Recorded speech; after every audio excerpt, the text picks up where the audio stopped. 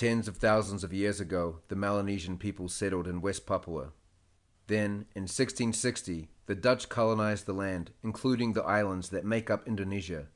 This lasted for around 300 years. In 1946, the Republic of Indonesia became an independent nation. West Papua, however, did not join the newly established Republic of Indonesia and remained under control of the Dutch. The Dutch, realizing that Indonesia and West Papua are geographically, culturally, and ethnically different, began preparations for West Papua to have its own independence. In 1961, West Papua raised its flag, the Morning Star, held Congress, and declared itself an independent nation.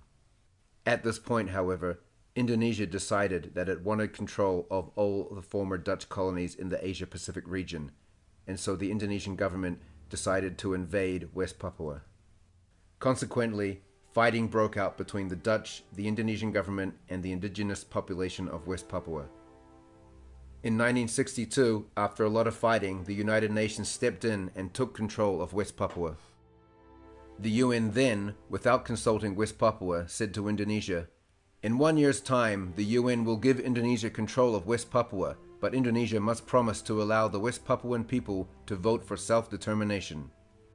Indonesia then had control of West Papua for the next 7 years, during which there was much resistance from the West Papuan people.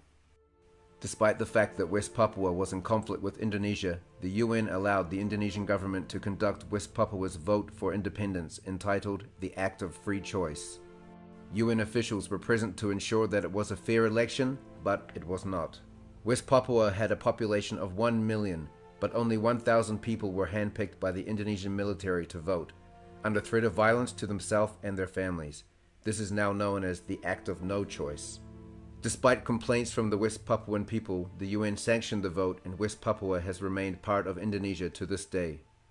Since this happened in 1969, at least 100,000 West Papuans have been killed by the Indonesian government, and many more have been raped, tortured, and imprisoned. The Indonesian government does not allow any foreign press or human rights organizations in West Papua. Today, West Papua is still fighting for its independence with the Free West Papua campaign, and unless other countries and people support their movement for a fair and transparent referendum, West Papuan people will continue to die.